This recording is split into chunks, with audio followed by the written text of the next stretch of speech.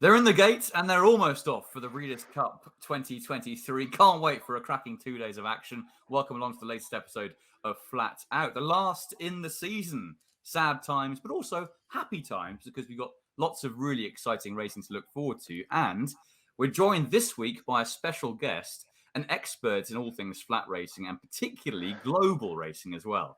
Anthony Dunkley. Dunk, it's great to have you on, racing TV presenter. How are things and how much are you excited or how much are you looking forward to this weekend?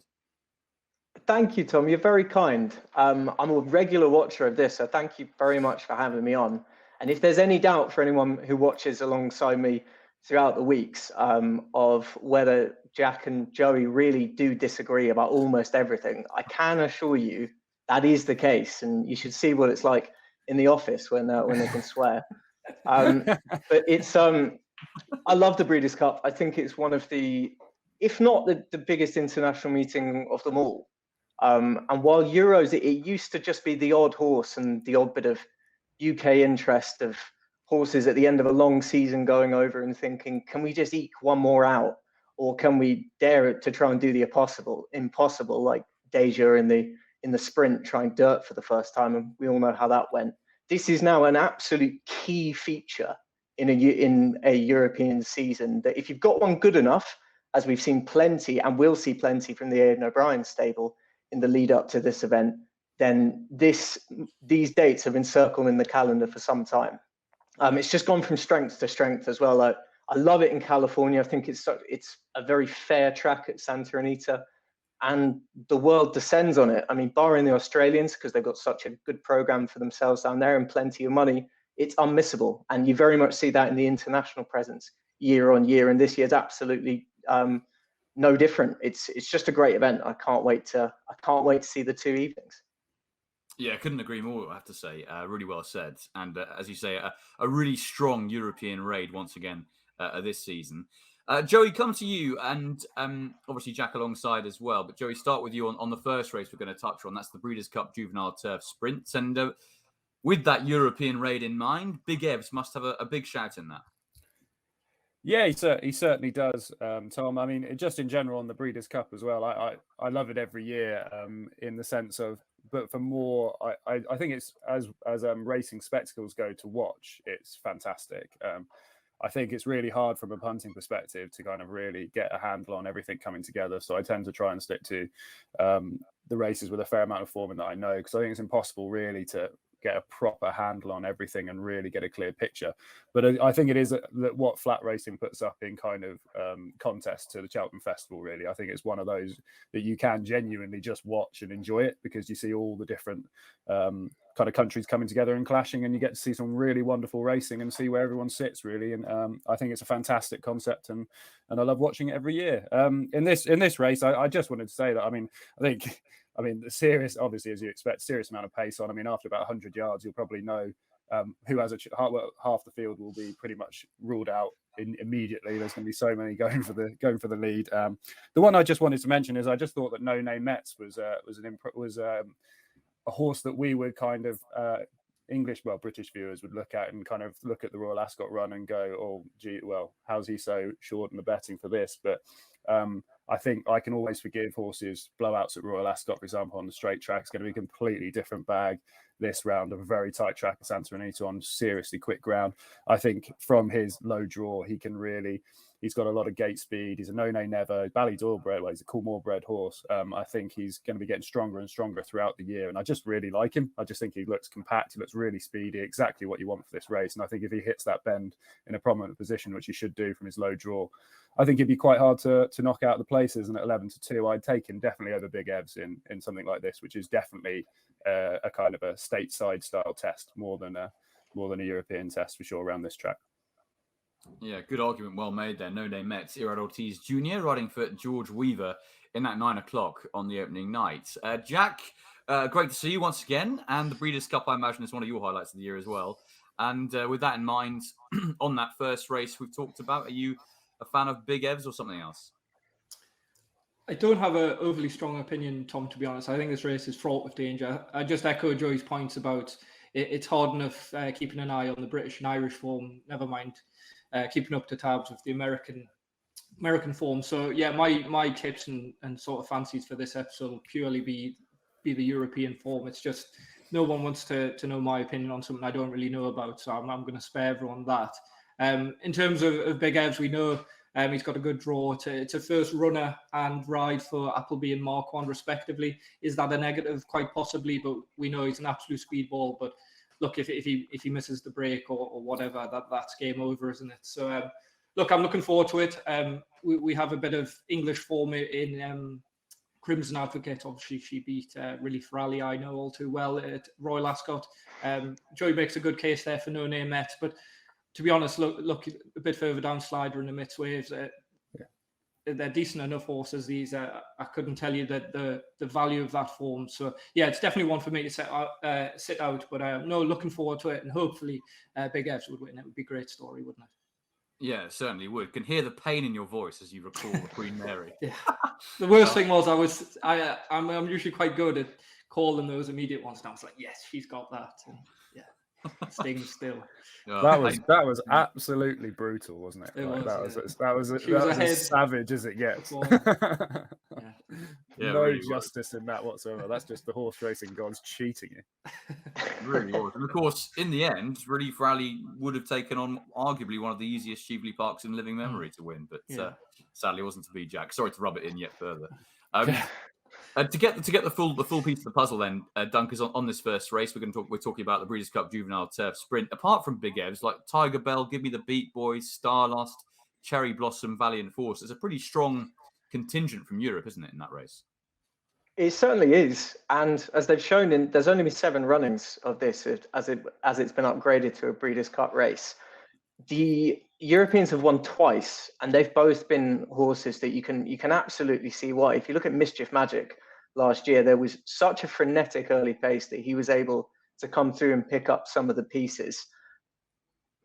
It's tricky for a Euro in this, though. Americans have kept this for 5 of the 7 years, and I'm in full agreement with Joey. I think No Name Metz is a versatile horse. I don't think he absolutely needs the lead. But last time, if you look at his replay from Colonial Downs, he broke well. He was hassled all the way for the lead. I mean, he was entitled to win as he did. He was 100 to 30 on. He was the best horse in the race. But it set up perfectly for his main market rival, 2P, who ranged up, couldn't land a glove on him. He just went straight away. Big Evs, I think it's riddled with negatives for me. Yes, we know he has the gate speed. I think you would be extremely surprised if something didn't take him on in the early part of the race. Tom Marquand has shown himself to be a very more than capable international jockey. He's ridden winners around the world, Australia, Japan. There's plenty to like about him there, but this is such a different kettle of fish. We've seen this with first-timer Euro jockeys going over. I can't name many that have won on their first ride, at least in recent memory. And because there's going to be early pace pressure, because on his immediate outside as well in terms of Crimson Advocate possibly, but I think No Name Metz will at least be up there or have the perfect position in 3 to just sit in behind. I think George Weaver is going to take it home, and I think it's going to be No Name Metz for me. Yeah, big shout for No Name Metz from you and Joey. Good to see. Let's move on. He's been very, very impressive on his 3 American starts. You know, it's just the one trip over to Ascot where he just ran flat and he looked flat. He looked beaten with 2 furlongs to run there. So I just wanted to emphasise that the 3 starts in America have been very, very impressive. He's just got Golden Pal vibes to me. He just looks powerful and strong, and I just think he could just bully some of these. So yeah, just another little thing for No Name Metz. He is open. Hoping to keep it at home, yeah, for sure. Good stuff, guys. Let's move on to the 10:20 on Friday. That's the Breeders' Cup Juvenile Fillies Turf. I wouldn't have a huge amount to say about this race because I think it's really tough to work out. Carla's Way and Porta Fortuna bringing very strong European form to the table, but you've got so many unexposed types from America, like She Feels Pretty and Hard to Justify. We'll touch on it very quickly. Dunkers, have you got anything particular to say about this one? Very tough. Very tough. If you were to believe the form of Carla's Way's Rockfell, then she would have an excellent chance of this. Porta Fortuna has done something that some horses can do, and they can carry on progress throughout the season, even after winning at Royal Ascot. If she's good enough to win at Jubilee Park, then that will be good enough for some people. I wondered if this isn't a particularly strong fancy, but one of the best pieces of form I think in there is Le Pavot the French raider coming into this, who ran behind Opera Singer and didn't have a great trip in the Marcel Boussac by any means. It looks like it's going to be more of the same is the problem. Stall 14, that's an almost impossible place to win from in these tight American tracks. Pedigree suggests, though, that fast ground should suit.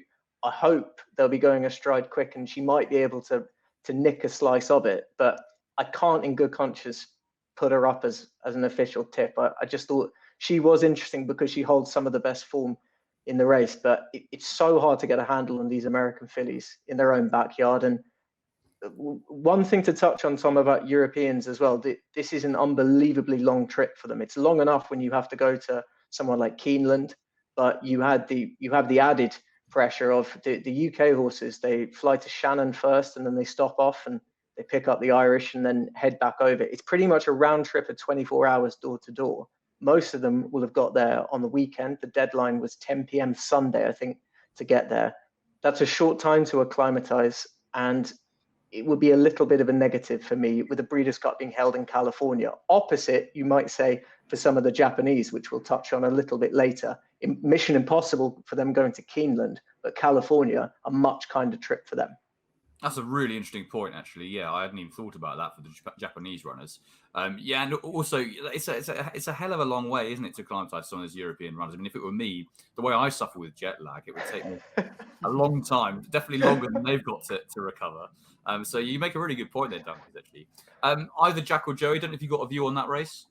I can only back up exactly what Duncan said. I mean, I thought that that run in France she was the only one to really make up any ground on Opera Singer, and Opera Singer would go off favourite for this. And she's obviously a big prize, 16-1, but that stall 14 just kind of put me off actually getting involved at all, really. But I really think she's really likable. And as Duncan said, the pedigree just screams fast ground. She ran really well in the art meeting, and she was the one that was closing on Opera Singer, so she might be able to just pick up some pieces, as Duncan says.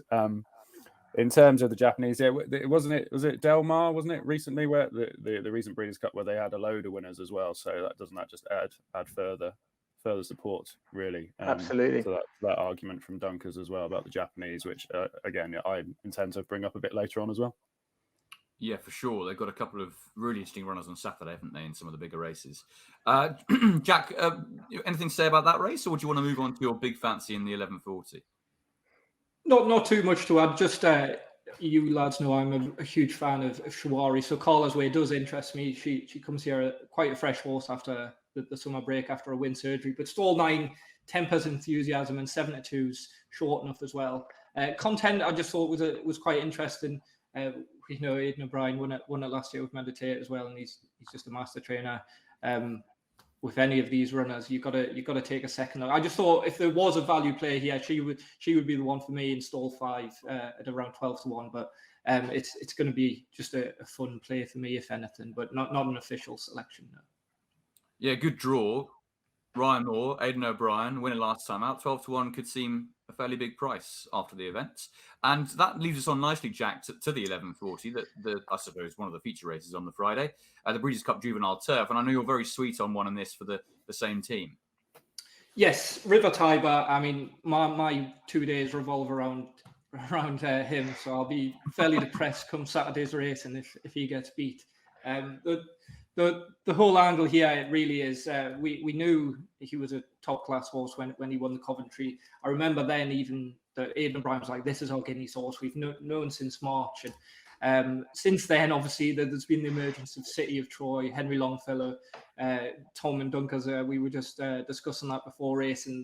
Dunker's made the point that Aidan's kind of had to keep his assets apart and make a strategic plan to go for all the top juvenile races. And I think it's fair to say that City of Troy, obviously, and Henry Longfellow are probably better than River Tiber. But he's got that pace that meant he could stay at 6. And therefore, he's ended up staying and going for the likes of the Morney in the Middle Park. We know just two days before he was a doubtful runner there for the Morney. With that in mind, he actually ran a huge race to get as close as he did. He finished a similar distance in the Middle Park. Van Dijk, as we know, is probably a monster, to be fair. I think he's one of the standout sprinting 2-year-olds, and it'd be very tough to beat in the Commonwealth. So I just think now River Tiber is going to get his chance to step up to a mile. And I think there's only going to be improvement to come. I think just this week, Aidan's been saying that he hasn't actually been happy with River Tiber going into his last 2 races. I mentioned the setback going into the morning. So it's interesting. He says that for Newmarket as well. Ryan Moore has the choice of 3, obviously unquestionable, has a real solid bank of form. He could have been a choice as well. So I just think that's an added bonus, of course. And the real clincher for me is stall 2 as well. That's a great position. He's got the pace to get an early stall position, and I think he's going to be really hard to beat. Really like him. Yeah, I think that's a really good point, Jack. And Dunk, we've got to touch on, haven't we, the fact that Aidan O'Brien's battalion of 2-year-olds this year is so strong. It has possibly meant that River Tiber would have taken on different targets over different distances than what otherwise been the case. And I think, as Jack says, this is likely to be his kind of big target for the year now. Absolutely. For me, there's no doubt in my mind we'd have seen him either in the National Stakes or in the Dewhurst had City of Troy or Henry Longfellow not existed. I just think everything points towards him for this race. It's almost a tip in itself that you have a horse in Unquestionable who was ran down by Resalien in the Jean-Luc Lagardère over 7, and he's not the first choice. River Tiber, everything points to this. The step up and trip, the draw, the way that he's been carrying himself, staying on in his 6 furlong races. I think Ryan Moore might even be able to control it from 2 or just be able to sit off the pace and challenge when he likes. So I think anything but a big run would be a massive disappointment for a horse who he's had a fairly long season, but he hasn't taken in as many races as maybe they could have. He's a fascinating contender. I think he should just win for the same team that had Victoria Road win this last year. Yeah, strong support there for River Tiber from Jack and Dunkers. Joe, are you in the same camp? Yes, I am, Tom. To be fair, I'm not going to repeat what the guys have said. I mean, I went looking around for anything in the race on the American side. I mean, you can make a small case for Endlessly having, course and distance form, clearly likes fast ground, but I just don't think talent-wise he's quite in the same ballpark as River Tiber. So I just echo everything the lads have said. I just wanted to make just a quick mention for the Juvenile Fillies dirt. I mean, I advise anyone to go and have a look at Tamara, because I mean, obviously she's, in terms of not really in our wheel arch to be looking at those sorts of races. But if you go see her run last time, that is as impressive performance as you'll see. I mean, she just quickens away from the field, and you watch her on the bench, she just got her ears pricked looking around, just taking the mickey. So, I mean, she looks like quite reasonably the banker for many people for the whole weekend. And I wouldn't put anybody off, at the price now. She is even around even money. I mean, she's by Bolt Doro and the daughter of Beholder, who certainly was fond of Santa Anita and the Breeders' Cup. So I thought just for people looking for general interest strands to go and have a look at for the weekend. I mean, Tamara looks like a really exciting horse going forward.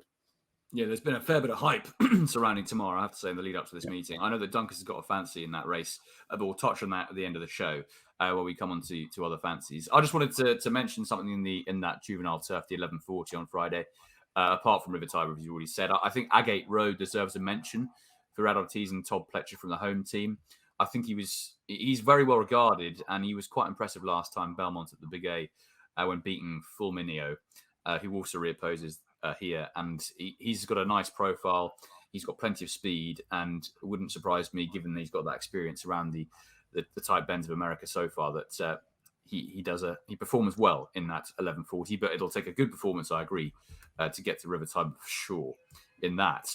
Cool. Let's move on to Saturday then, the big night, and we'll start with the FanDuel Breeders' Cup Mile. We wouldn't. We'll start with the Maker's Mark Breeders' Cup Filly and Mare Turf. I was getting ahead of myself then, getting too excited. This is, I'll tell you what, lads, this is a bit of a belter, isn't it? We've got Inspiral, we've got Warm Heart, and we've got Fev Rover, of course, used to be trained in the UK. Lumiere Rock for Joseph O'Brien. Rafe Beckett's got State Occasion in there.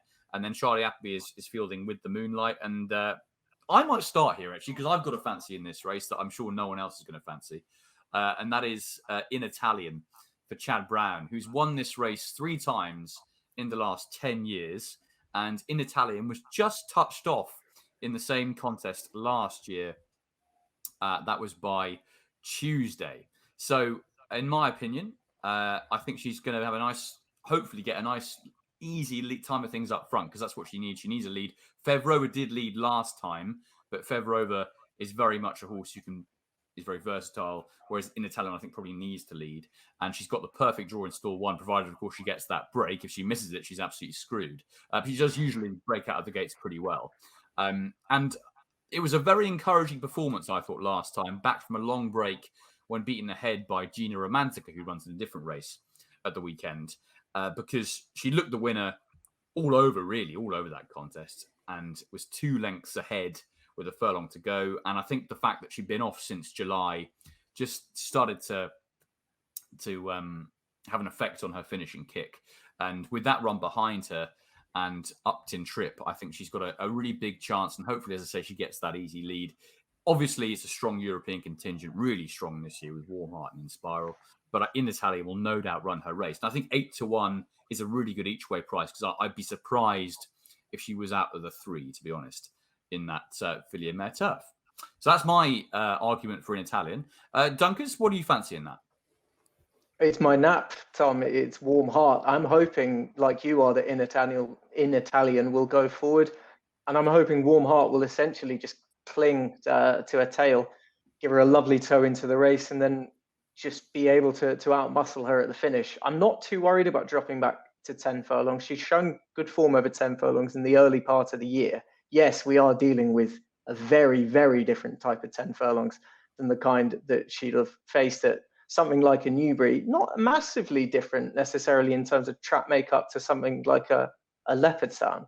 And I just think her form, she's just been getting better and better and better all the way through the year. She very much showed it in the Yorkshire Oaks against Free Wind, where she had to be so gritty and so determined to hold off. And just when you thought that might have been something of a fluke, then she goes and shows that she's all heart in the Prix Vermeil. This is the campaigning of this is what we were mentioning before. If you win the Vermeil, you're surely thinking, we'll either drop her back to the Prix de l'Opera or maybe even go for the big one itself, the Prix de l'Arc de Triomphe. But most of us don't think the way that Aidan O'Brien does. And he thinks, well, there's millions of dollars on the table on ground that she likes in a race against her own sex once again. She'll have no problems dropping back to 10. This, make no mistake, this has been the key. This has been the goal for her for quite some time since after that. When they were toing and froing about the idea of the art meeting, you never know if the rain's going to come, so why train her for a race when we can just get her ready for California and the Breeders' Cup? Stall 2, once again, a perfect draw. I think I'd rather have her dropping back in Trip than I would Inspiral stepping up to 10. I don't think Inspiral will mind the 10. I just worry that track positioning by that point might have slightly put her at a disadvantage breaking from stall 6. Yeah, fascinating points there on both European Raiders. And Warm Heart has been an exceptional filly this year, Joey, hasn't she? And I think maybe has even surprised connections with the way that she's improved with those 2 Group 1 wins in her last couple of starts. Yeah, she certainly has. She's got better and better. I mean, I think on the slightly worrying side, she's never looked quite the fastest out the stalls to me, which I think could be quite tricky. You know, she's not lightning away, and if you even go back to the Yorkshire Oaks, she does take a little bit of time to get going. And so as Duncan said, that In Italian going off like a scolded cat will be hugely helpful to her.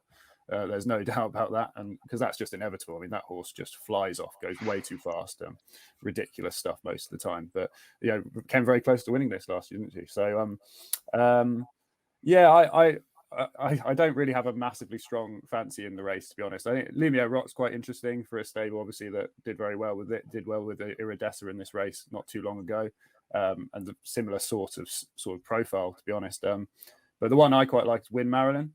I'm going to have a few quid. I think so. I'm going to play throughout the weekend with some of these Japanese horses at decent prices, because I just think, it's the best racing nation in the world at the moment. Their form just stacks up. They race on rattling fast ground, as Dunkers has highlighted. They don't have to go too far. This horse is a very in and out profile, but when she is good, she can be very, very good. She won the Hong Kong Vase, and that was an impressive performance with European horses in it. Obviously traveling for her, I think. she's had a couple of blowouts in recent times, but if you're going to have a horse, if you're going to trust a horse that's blown out, for example, I tend to like ones that kind of have done it from time to time and bounce back, rather than one that has just fairly consistently to then just two massive bombs on the card recently, which you can't really explain. This horse is a bit in and out, but she's going to be a massive price. And I just think she's got the form to mix it with these, and she'll be just like Warm Heart coming up from off the pace with hopefully picking up some pieces. So yeah, with Marilyn for me. Yeah, big price there. Wouldn't be of one I've picked out, so you make a good case there, Joey. And she's copped a nice draw too.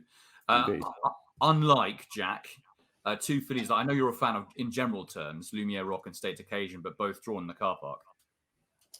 Yes, their form's not bad at all, as we know, and they probably have been overlooked in the market, particularly State Occasion, who will absolutely love this firm ground. The problem, as you say, is the draw, so that definitely tempers enthusiasm. But at 33-1, she will definitely belie those odds. She will not be last for me. But it's a second vote for Warm Heart. I don't have much more to add from what Dunkers has said there. Look, it's been the plan since York. No problem stepping back to 10. And the whole plan for me in my head was like, there'll be no in spiral. So I do fear her touch, but I just think, look, Warm Heart, she's probably going to be more suited to this. Again, I agree with Dunkers what he says. I'd rather be dropping back to coming up. Good drawn too, and my selection probably would be Warm Heart, but definitely keep an eye out for State Occasion. I think she can definitely belie those odds at 33s. Good stuff, guys. Really interesting comments there on the Filly Mare turf. Jack, I'm going to stick with you, actually, moving on to the 830, which is the FanDuel Breeders' Cup Mile. And I think it's worth mentioning before we discuss this race in detail that other than Morge at the top of the market, the other market principals, Songline is in stall 10, Kalina, who won the Foray last time, in stall 11, and Master of the Seas is out in stall 14. So second, third, and fourth in the market are all pretty inconvenienced by their positions in the draw, aren't they, Jack? Absolutely, Tom. Lucky, this is where you start in this race. This bend comes so quickly. So if you're drawn out wide, it's such a disadvantage. So it's no surprise to see Master of Seas has doubled in price since Monday. And yeah, it's only strengthened my position on one of my stronger bets in Morge. Look, it's a pretty obvious case. That form of Tahira is exceptional. It's for me is the strongest in this race. She was really impressive from the front last time. I don't think she necessarily has to do that. By all means, I think the vibes are very good. Stall 6 again. It's a perfect spot really. And very, very strong on her. Songline has to be respected, but as you say again, stall 10, it's wider than ideal. And I just think it's very, very hard to pick holes in Morge here. I think it is. I mean, she is pretty solid, isn't she? And she reappeared with that excellent win last time. Joey, are you in the Morge camp too? I am sort of. I mean, I'm not going to go on too long about this because I have a massive view either way. I love Morge. Her attitude's fantastic. I was watching back the Guineas last night, and you notice just after, she was obviously a fantastic duel between her and Tahira. But if you just see just after the line, Morge tries to bite her, which is like, it's not that's something you usually associate with colts. It's not usually a kind of a filly's behaviour. Obviously, they do bite from time to time, but she clearly is. I remember that thing Sir Mark Prescott said about there's to have a really good racehorse, they have to be jealous. They have to be in some way or another, and that she certainly looks that type. She's a really gutsy battler. Obviously, a very encouraging comeback run last time. Dropping back will help. She'll be in the lead. I just worry a little bit when you come to the Breeders' Cup. You do kind of want something that's a bit battle hardened, and because it's quite a tough experience, and so she's obviously not had much in that regard this year. So Songline does, but as you say, I think what tempers that is that they're similar prices, and Morge just has so much more in her favour. So I wouldn't put anyone off following Jack in. Yeah, absolutely, Joey. And it's interesting looking back at that video, wasn't it? Because Tahira was beautifully ready for that contest, wasn't she? She was tuned to the minute for that Guineas. And Morge still beat her, and they were miles clear of the rest. I mean, the talent of Morge is there to be seen, and it's unmistakable, really. I would say that she was, but Tahira was clearly quite backward in her coat at the time. She didn't look as well as she looked later in the year. So We have been mentioning that all the way through the year, and I think it's good. She clearly ran to within the best of her abilities nearly, but I just would say that she didn't look her best, and so many fillies took longer to kind of come to themselves this year with how cold the spring was. So I just something to bear in mind. Whereas Maud was out traveling in the warmer climes of the Middle East, wasn't she? Yeah, didn't look her best. A bit like me on this podcast this morning. Don't put yourself down. Hey, self-deprecation is the best form of humour.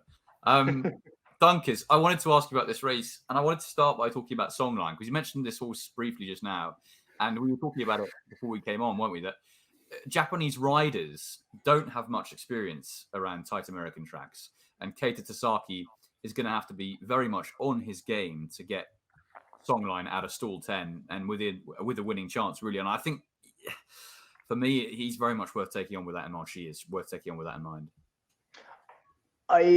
I agree to an extent. Stall 10 is going to be hard to overcome, but Songline isn't a horse that they were going to be rushing up anyway.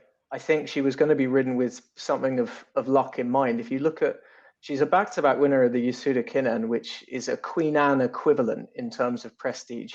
And her closing style, she's had to overcome adversity time and time again. I'd almost put a line through her prep run, which was over 9 furlongs at Tokyo, where she just didn't get the gaps.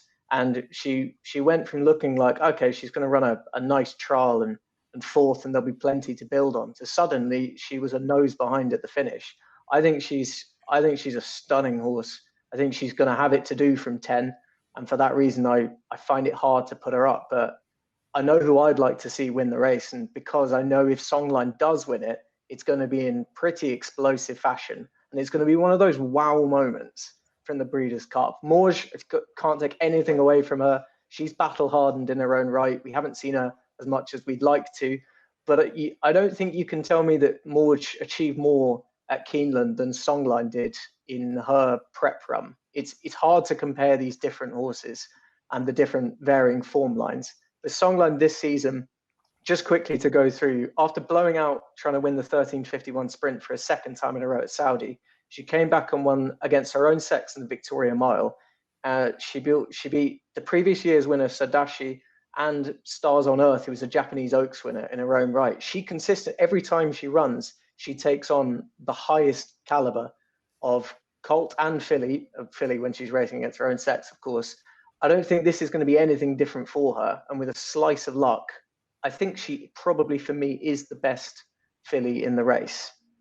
Stall 10 is just a stumbling block, but here's hoping that he's able to navigate a passage, because I'd love to see her win.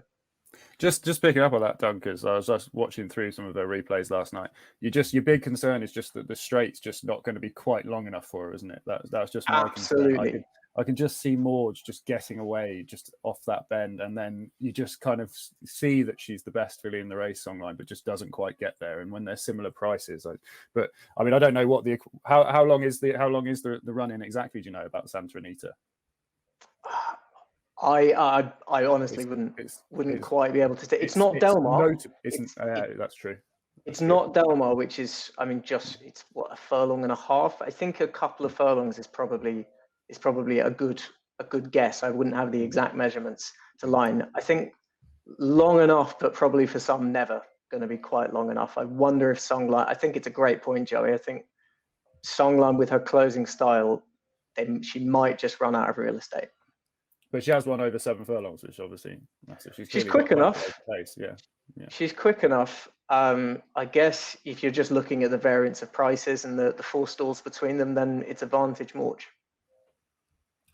I think it's an interesting point about the track, actually, because if you look back, I mean, the one race we actually, Jack and I were actually watching a couple of races last night on YouTube from the Breeders' Cup, because we like to do that because we're losers. And we were watching the Fugue, who got nobbled by Magician in the very last stride, which I know still pains Jack to this day. In fact, his Instagram handle on Instagram is the Fugue, so you can see. I was going to say, what a glutton for punishment! Watching back one of her worst days. Whack on the Nassau. I did put that on. He didn't have much of a choice. And but it's interesting with the track in mind, because I think I was amazed that Magician managed to get the finishing kick, the potency of the thrust to get up in the closing stages because the few looked to have had the race won round the bend. And there isn't a huge amount, I would say, for horses closing to make up ground if one's got a run on them at Santa Anita. I think over 1.5 miles, it is difficult to close, just in general. But horses like Magician, they can do it. Cool. Let's move on to the 950, which is the Longines Breeders' Cup Turf. And I'm sure we've all got a fair bit to say about this. Auguste Rodin, Mostadaf, King of Steel, and then a couple of American raiders. Anesta, of course, for the French, Maxime Guillon in there as well. I'll kick off with this one. I've got a little bit to say about it, not a huge amount, but I fancy one of the American horses in this. I know it's a really strong European raid. I think King of Steel is going to really struggle. It's too soon after his Champion Stakes win at Ascot in soft ground. It was a tough race he had that day, and he's drawn in stall 11, which isn't ideal. I think he's going to find this coming too quickly. Auguste Rodin, I'm sure I'll get cop pelters for this from you and people watching, but for me, I know that he's an exceptional colt, and he always has been. But for me, he's a bit of a grinder, and he always has been a grinder. He's not got the electric turn of foot that you would associate sometimes with some of Aidan O'Brien's best in the past, for example, St. Mark's Basilica in recent years. And I would worry about him in this race at this track, to be honest. And for me, considering he is that slow pusher, I think maybe something with a little bit more speed is going to have him in the closing stages. Mostadaf, you can absolutely give him strong claims. Stall 9 isn't ideal, but I don't think it's going to be a huge amount of an issue. The one worry I have, and it's only a small one about him, is the 1.5 mile trip. He's only won once over that, and that was in the September Stakes when it was a much weaker race than this. And I think he's a more potent performer over a mile too. But the one I'm going to put up for this is Up to the Mark for Todd Pletcher and Irad Ortiz. I think this is a seriously talented horse. He's getting better with racing. He won at Churchill Downs and then Belmont earlier in the season during the summer, both in Grade 1 company. But it was the performance back over a mile last time out at Keeneland that really caught my eye, actually, because he beat Master of the Seas by a nose. But if you watch that race from the very start, he was kind of put to sleep by Jose Ortiz and didn't really wake up until the last kind of 200 yards. And he was travelling so strongly into the race. Master of the Seas got first run. And Up to the Mark just snaked into it and won as he liked. I know he only won in the end by a nose, but it was in the style of a horse who's much better than that. It could have been as far as he didn't get a clear run either in the home straight. And I think he's going to be a big play. He stepped up to 1.5 miles here. I don't see that being a problem at all. He stays 1 mile 2 really strongly. I think he's probably better over longer distances too. And so far in his career, he's done very little wrong. And in the last 3 months or so, everything right. And the fact that performance last time at Keeneland came off the back of a 119-day break suggests that he should step up with that run behind him. So he'd be actually Up to the Mark, one of my stronger fancies of the weekend. So I think hopefully the Americans can have a good run with him. Right, Jack, should we come to you then for this turf? It's a cracking race this year, isn't it? It is, yes. I think we might be better going to Drury because I know he has a stronger opinion, so I don't want to take away his case, essentially. I don't want to undermine all his good work. So we'll go to Drury, I think it'll be better. I think he'll make a better case. But I do agree with his selection here. So over to you, Joey. Well, I agree with a lot of what you said, Tom. So I don't really want to kind of really rehash all of it. But I mean, again, we're going to get a nice amount of stick off our usual commenters who think we're the Godolphin boys and bashing Ballydoyle all the time. But it's just because we've never liked Auguste Rodin particularly. But yeah, no, he's clearly a very, very good horse. I would give him a little bit more credit than you maybe did. I wouldn't say he's a plodder. I just think, he doesn't do it. He doesn't really do anything exceptionally quickly. And I think this sort of test will. Although he was fine in the Derby, he's clearly very well balanced, nice moving horse. Of course he is. I just feel that on this day, I think everything's going Mostadaf's way. I don't have a concern at all, actually, about the trip for him. I think he'll be absolutely fine.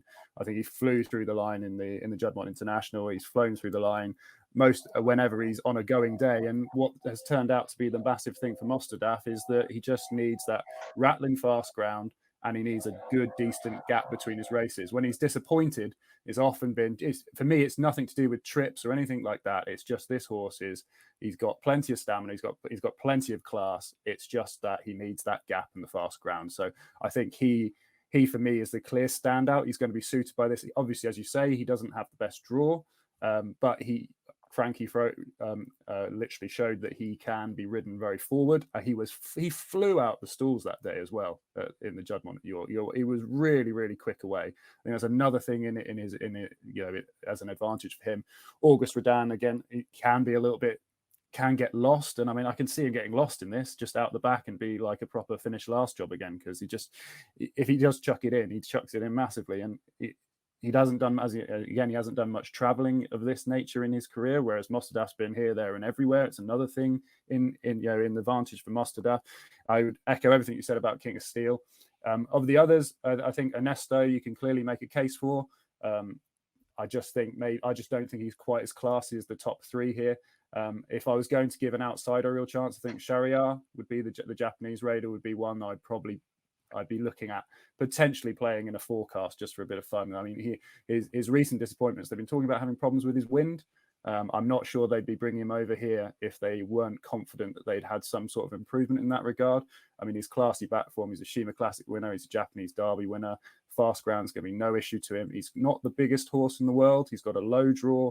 I can see him getting a nice position and just going round on rails, very similar to what he did in Dubai in that Shima Classic. So I think he would be the one of the rest I would be interested in. But for me, Mostadaf, he is the best. I think he is the most talented horse in this race.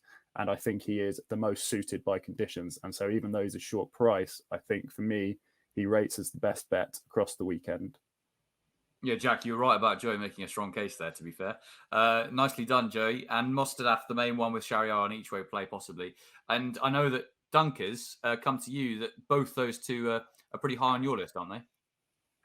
Yeah, they are the top two. It's like one mind, Joey. It's not the first time that we've doubled up on picks. I think Mostadaf is going to be a perfect test for him, and I think we've been hearing it plenty. We've even heard it from the man himself, John Gosden, that had Mostadaf not gone off in pursuit of Equinox in the Dubai Shima Classic, then he would have. I think he'd have been at least a valiant second or third. He fades away to finish fourth in the end. He had stamina to prove on this occasion. I think he does to some extent here, when you consider what kind of monster is in front of him, when you also consider what Westover went on to achieve.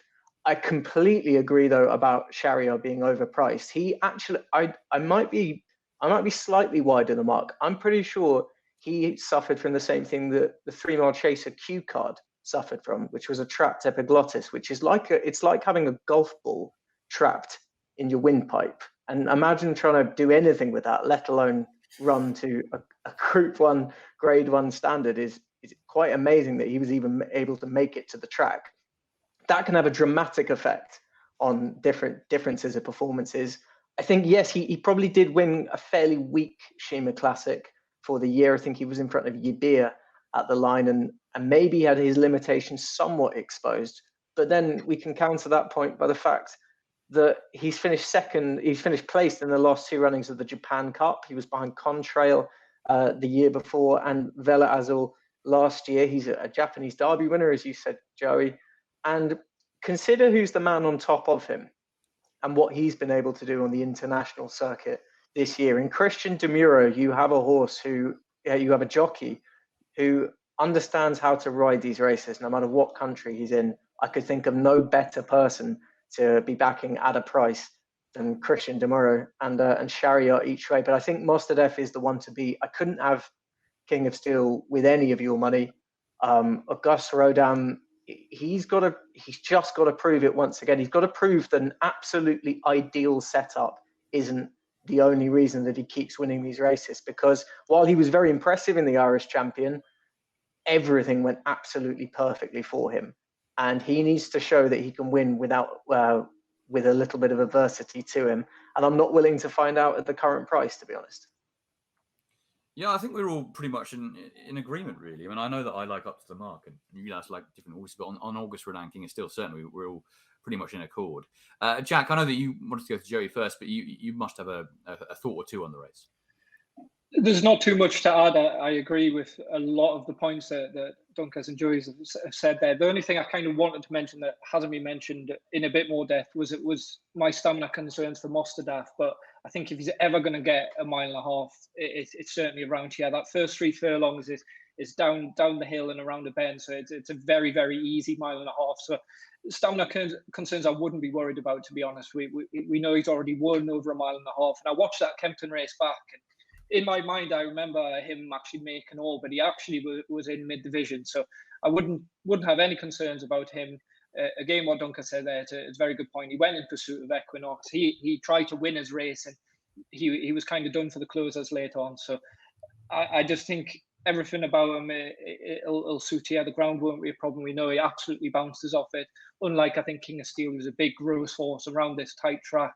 It just won't suit him, and especially off a recent run at Ascot. So, yeah, very hard to pick holes in Mostaf. Only other concern, would be Jim Crowley. He wouldn't have too much experience around here, if at all, any, I don't think. So that would be a potential worry. But other than that, it's very hard to pick holes. And I just think it's going to be a 1-2-3 for the Europeans.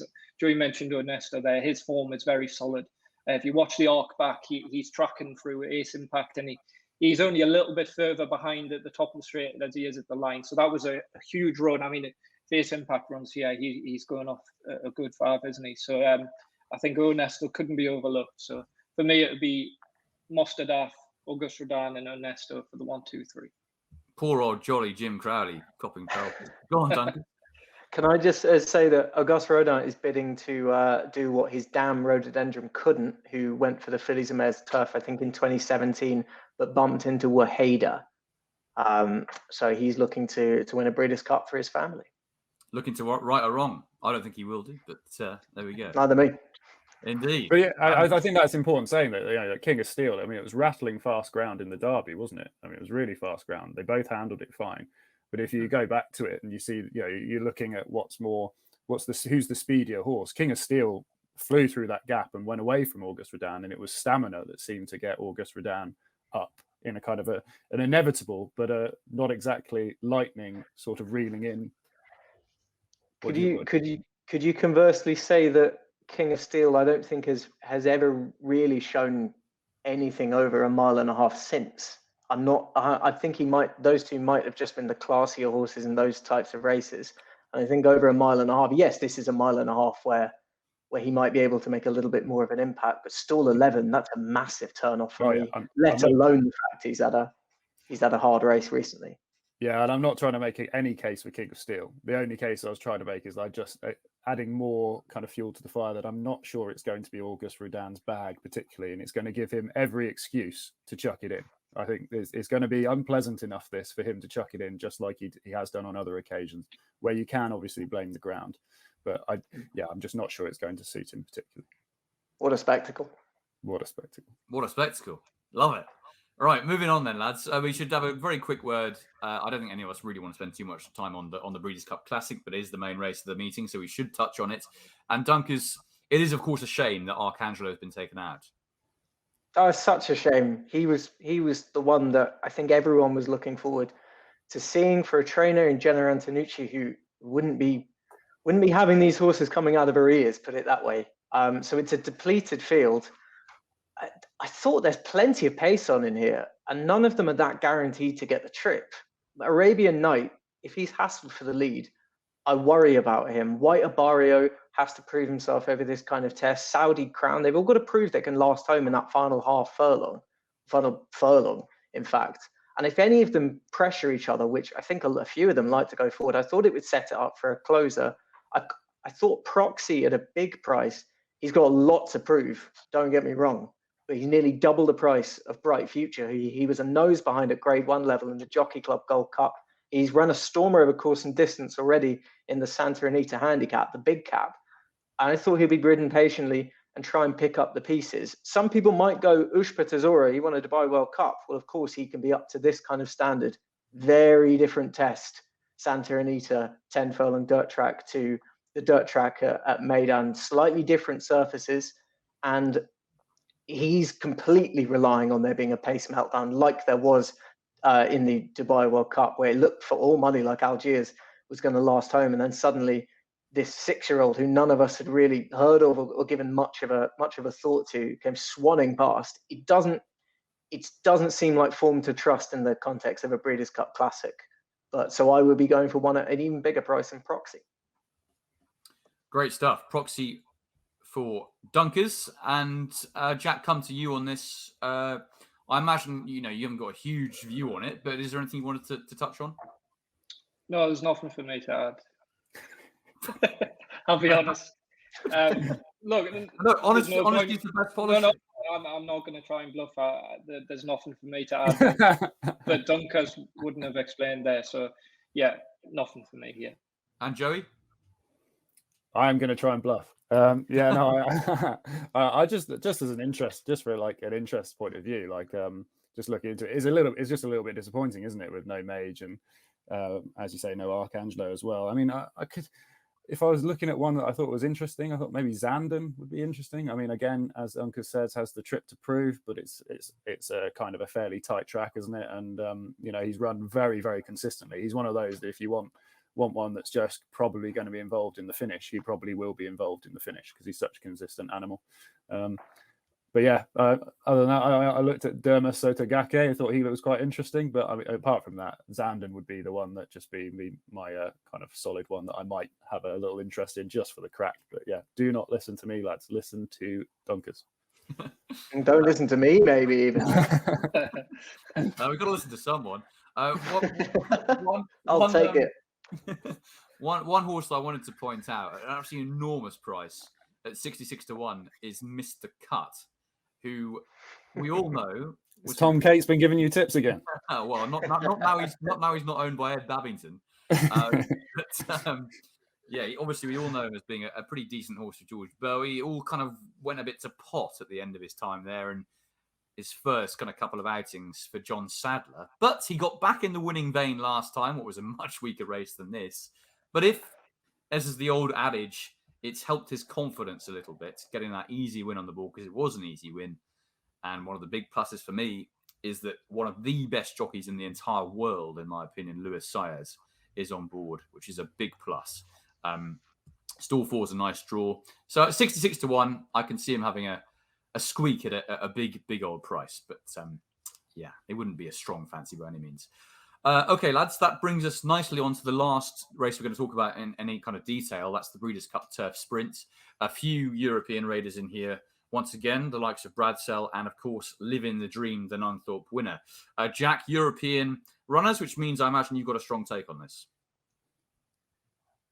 It's not overly strong, but I've had this in mind for Bradsell since Royal Ascot. I used to work with Archie Watson, as you lads know. I saw him on the Wednesday after Bradsell had won. The King Star just said, "Congratulations! What kind of your plans?"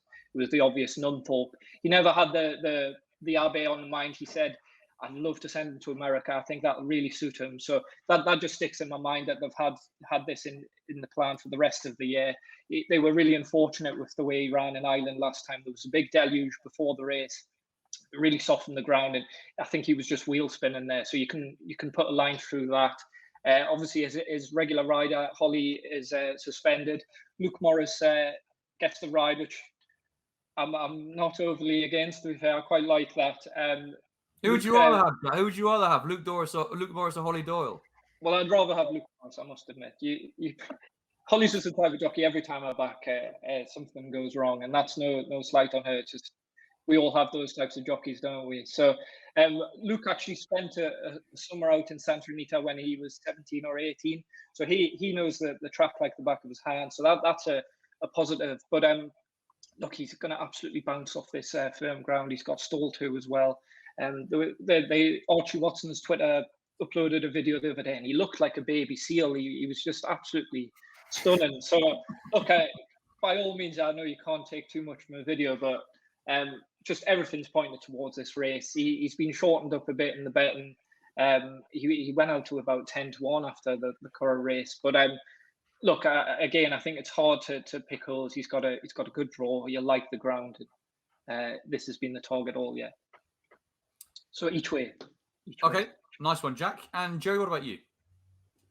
Not a tip or anything in this race. I thought Caravelle at the prices was a bit overpriced, to be honest, given that won this quite impressively last year, showed plenty of speed to lead them. Low draw again, we'll probably get to the pace again.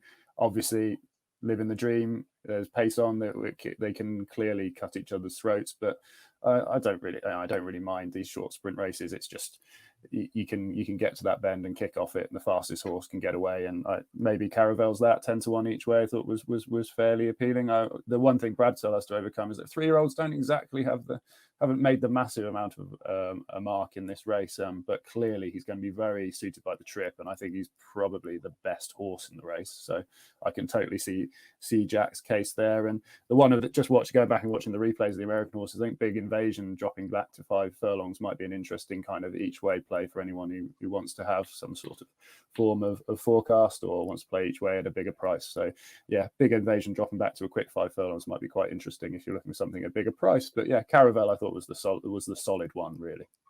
Okay, nice. Caravelle, Tyler Gaffalione and Brad Cox. I'd like to mention Aesop's Fables. Blinkers looked to really work for him last time at Longchamp when finishing third behind Highfield Princess and the Abbey. They are used again, and Ryan Moore and Aidan O'Brien teaming up. So what's not to like about that one? He might just find it happening a little bit too fast for him, but I think he's 14-1 is a nice each way play. And finally on that race, Dunkus, what about you? No strong opinion, just the racing fan of me says if you're not rooting for living the dream in this, then you don't have much of a heart. When is Adam West and when is Sean Curran going to get a chance of winning a Breeders' Cup turf sprint? They've been given a great opportunity. I didn't mind the trial. I just think this is such a great story, and this is why racing can really capture so many hearts. I love the idea that they wanted to send him out for the Green Flash handicap over at Santa Anita, but they couldn't because they couldn't stump up the cash for it. So they went to the Nunthorpe instead. It's mental, and I love it. And I think I don't think read a massive amount into the Keenan prep. I think it was a good enough prep for this. So I'm not tipping him. I just love to see him win. I want to see what Adam West does on American TV when he's asked after what happened when Lydia interviewed him afterwards. Hopefully he doesn't get too carried away. Yeah, for sure. I don't know if anyone saw, but Jack Keane put up a photo of Adam West on Hollywood Boulevard the other day. Oh, yesterday, I think it was, with his name in the star. So clearly the Americans are thinking quite a lot of him already. But yeah, that would be great, wouldn't it, living the dream to win? It would be a proper story. Cool. I think, lads, we need to wrap things up a bit, I think. And Dunkers, I think what we should do now is any other business on the card for both days and your best bet as well. My any other business is actually in that Juvenile Fillies. And I think what you were saying earlier was absolutely right, Joey, because she's going to be so hard to beat. Tamara, on what she's shown so far, she skipped away from her opposition last time and is certainly bred for it, with Beholder, her dam, having won the contest in 2012. But shocks happen in this race. I'm hoping one's going to happen again. With the SPs, I was saying before to you lads, 40-1, 66-1, 28s and 20s have happened in the last 10 runnings. And I'm hoping for Jorge Abreu and Jodie's Pride to spring a bit of a shock trying this trip for the first time. She's done almost nothing wrong so far. She destroyed her opposition in a maiden special weight at Saratoga by 10 lengths on debut. Then she won a grade 3 at Belmont at the Big A in smooth fashion. She's bred to appreciate this step up in trip, though. American Pharoah out of a Scat Daddy mare. Connections could have run her in the Juvenile Fillies turf. They've opted to stick to what she knows in the dirt and discount Flavian Pratt in any Californian race at your peril. He's one of the top jocks out in the California fraternity. And I thought at a double figure price, she represented a little bit of value. She's going to be so hard to beat, that favourite. But as we say, shocks happen. And I'm hoping Jodie's Pride is a good each way alternative. Yeah, do you know what, Dunk, is actually interesting that you say that, because I watched Jodie's Pride's win last time. I thought she was mightily impressive, I have to say. I like her. I like her style. I like the way that she's been winning her races. Sometimes that can be a swaying factor of you willing to take a slightly bigger price about a horse and forgive a few unknowns. There are knowns about some of the horses in this field. We certainly haven't seen that from Jodie's Pride yet. It's why you're Yeah. getting 16, 18 to 1, isn't it? Yeah, absolutely. And lastly, Duncan, your best bet for the meeting would be? Warm Heart, I think. I think the setup of the race hopefully will set up well for her. It was a toss-up between her and River Tiber. I do think Ballydoyle will have a good weekend regardless, but I think Warm Heart, she's just an improving filly. I'm not too worried about the drop back to 10. And I think she has a good makeup from 2. And hopefully Ryan Moore can do what he's always done at the Breeders' Cup and just prove himself a master. Indeed, the master waiting to pounce once again, no doubt. Joey, same question for you. Any other business and best bet? No other business now. It seems that Algiers is a non-runner in the dirt mile. Unfortunately, there seems to be all setting up for Cody's wish and the fairy tale story. But yeah, just to reiterate, Mostadaf will be my best bet of the weekend for sure. I think although it looks competitive at the top end of the market, I think when you look closer, there's more negatives against the others, and he probably stands out as being a bit inflated price. To be honest, I think he should be favourite because he'll be most suited by the test. But I will be with the Japanese horse Shiraya. I will be fiddling around with each way and sort of maybe a forecast as well, just because I think those two are very, very solid. And Ernesto would be my third home. So yeah, it'll be the race that I'll be most interested in playing in and watching will be the turf. Yeah, the race I'm looking forward to watching most as well, I have to say. And Jack, same for you. In terms of any other business, obviously, I'm just European runners for the 4 or 5 that I've mentioned, but our colleague Charles Johnson is a real American racing nut, and he's been given 2 for me. In the distaff, he mentioned Clariere at 8 to 1. She'd have a good enough each way chance. And in the Juvenile Fillies turf, we mentioned earlier, I think it was Dunkers, that form in France is very strong for Les Pavots. It would be the draw would be the concern, but she's got that back form. I think it's some of the best in there. And at 16 to 1, he thought she was quite overlooked as a tasty price at 16s. And then if you wanted a kind of a banker, again, Joey, I think you mentioned Tamara at around evens, a shade of odds on now, possibly. She was very, very solid, and that would be his nap of the meeting. But in terms of my best bet, it's no surprise to be River Tiber. I do like Joey and Dunker's selections, Warm Heart and Mostadaf. I think we've got a really strong European team this year, and I think River Tiber's the best of those going over. Great stuff. Thanks, Jack. Just on any other business, the 750 on Saturday is the Breeders' Cup Filly and Mare Sprint on the dirt. Goodnight Olive is a really strong favourite for that, for Irad Ortiz and Chad Brown at even money. But I think Society, around about 9 to 2, second favourite, is going to have her measure. Last couple of starts, she has blown her opposition away. She's got so much early pace. And she, despite the fact that they've been at Charlestown and Ellis Park, so not the strongest tracks in the world, but she's looked like a completely different stratosphere to her rivals. And she's produced sectionals that were quite remarkable. So I'd keep an eye on Society in that Filly and Mare Sprint to take on the favourite in that 750 on Saturday. And then my best bet, actually, of the weekend is a race we've not discussed in much detail at all. And that's Idiomatic in the distaff. She's the favourite for Florent Giroux and Brad Cox, and she has improved hand over fist over the course of the last few months. Is looking for a 5-timer and looking for her 3rd Grade 1 in a row after winning at Saratoga and then last time out at Keeneland, which was particularly visually impressive. She got the early lead. She got loads of early pace from the gate, and she put them all to the sword from a long way out that day.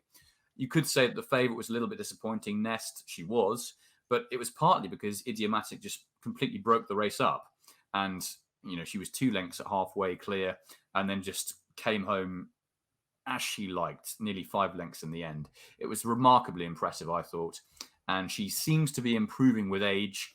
Anthony and I spoke about this before the show as well. And he remarked that the versatility is something to take from Idiomatic's runs as well. She's done it at loads of different tracks, which is also a big plus considering she's never run at Santa Anita either. So hopefully she'll get a nice position early. She should get the Ely lead given her gate speed. And I don't think it's the strongest race in the world, I have to admit. So I think it's there for the taking, and Idiomatic would be the one for me in that 9-10 on Saturday. Guys, thanks very much. That brings us to the end, and also brings us to the end of Flat Out for the year. Quite sad, really, but also, we've had some great larks and some great times. And we thank you all for watching at home because, we couldn't do it without you you're viewing our some selections that were good, some selections that were bad. With that in mind, I know that Jack is probably itching to reveal the profit and loss for the year. I am. So it's a team effort, look, and as a team, the flat out profit and loss, we to 1 point level stage, we are plus 45.88, so it's been a good effort. I think Joey and Tom have just been handicapping themselves to get a good mark going into next year. all the pressure will be on me, Definitely. and I'll let the team down, I'm sure, next year. But no, as a team, we've done okay, haven't we? So. Yeah, surely you can only fall from that peak there, can't you? Exactly. Well, I still have obviously Shawari and No, but fantastic effort. Well done, mate. Thank you. And Vauban next week. Hopefully, viewers got on when I put them up at 40-1 in our Royal Ascot preview that Tom and I did back in June. So I'm actually going to watch Newcastle in Germany next week, and I think the race is obviously 4-5 in the morning over there. So I'll be in some Dusseldorf nightclub with my phone watching Vauban hopefully win by 3. So looking forward to that. Yeah, well done, man. I mean, I've got to say, it's very impressive. I have to say that is a remarkable figure throughout the course of the season. So very well done. And we should end by saying thank you very much to our sponsors, Opulent Thoroughbreds, for all their continued support on this podcast. And thank you very much to all you for watching, for liking, subscribing. And please don't forget to do that to this video as well. And comment as well with your best fancy or best bet for the Breeders' Cup. We would love to hear from you. Thank you as well to Anthony Dunkley for this week. It's been a pleasure having you on. Some very sound cases made. And I hope you have a really enjoyable couple of days, mate. Thank you very much. Great to be on. And please ask anytime. Yeah, absolutely. I'm sure we will do next year. Joey, Jack, been a pleasure throughout the course of the year. So thanks, guys. And hopefully we'll time for the winter hibernation. Yeah, that's it. Can't wait. Yeah, flat out. Off to Maydan. Exactly. Hunker down and get ready for the Guineas. Indeed. Yeah. Right, guys. Next time here on Flat Out, it's goodbye.